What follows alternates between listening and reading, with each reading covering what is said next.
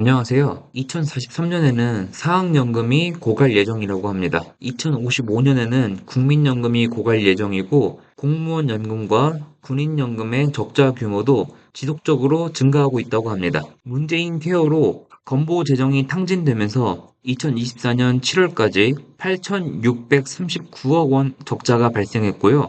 2028년에는 건강보험료 누적준비금 또한 고갈된다고 합니다. 2072년은 나라 빚 7천조 원이 된다고 합니다. 원화를 아무리 모아봤자 쓰레기가 된다는 거라고 생각해요. 화폐 가치가 떨어질수록 환율 방어도 어려울 거고 수입 물품 가격은 계속 올라갈 겁니다. 부동산 등 모든 자산 가격은 치솟을 거고 사회 인프라에 투자되는 비용도 천문학적으로 올라갈 겁니다. 석유, 석탄, 천연가스 등 지하자원이나 원자재 가격도 치솟을 겁니다.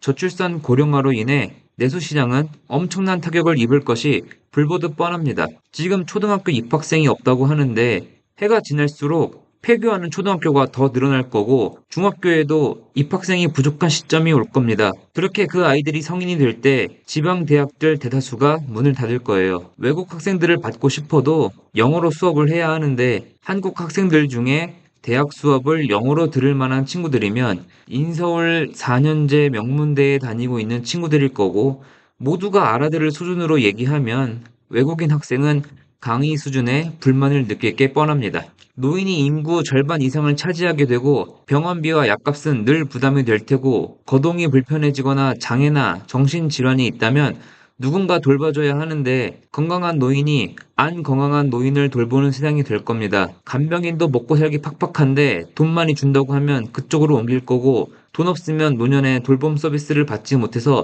먹고 자고 싸는 기본적인 문제에도 큰 좌절을 겪는 국민들이 늘어나겠죠. AI와 로봇의 발달로 인력을 대체할 거라고 많이들 말씀하시던데 한국은 미래 먹거리를 위한 과학기술 발달보다는 대부분 부동산으로 돈이 쏠리고 있죠. 그나마 기업들이 뭘 좀 해보려고 하면 주 52시간 법이니 뭐니 하면서 각종 규제들만 만들어지죠. 1, 2심 모두 무죄인데 끝까지 삼성을 못 죽여서 대법원 상고까지 하고 대기업들에게 어떻게든 세금을 걷겠다는 정부, 임금을 더 내놓으라는 노조, 어디에 투자라도 하려고 하면 시민단체, 환경단체, 사회적 기업, 무슨 연대, 무슨 조합 다 달려들어서 감성 팔고 돈 내놓으라고 하기 바쁘죠. 제조업 국가에서 공장 라인은 노동력이 값싼 나라로 전부 옮겨가고 있습니다. 아니면 미국같이 막강한 힘을 갖고 있고 세제 혜택을 준다는 나라로 가는 거죠.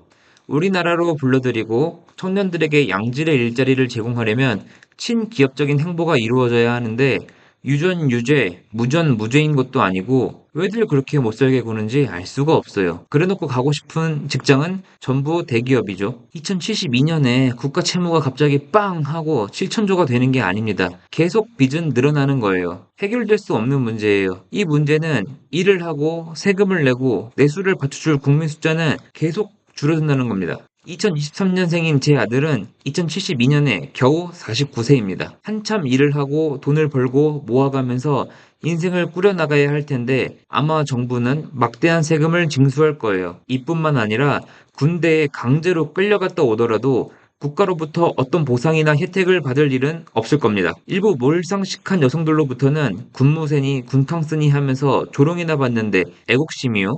애국심은 강요의 대상이 아닙니다. 제가 불우이웃을 돕는 단체에 후원한다고 해서 안 하는 사람들한테 니들은 네 밥그릇밖에 모르냐? 니들이 그러고도 사람이냐? 라고 욕할 수 없는 것처럼 말이죠.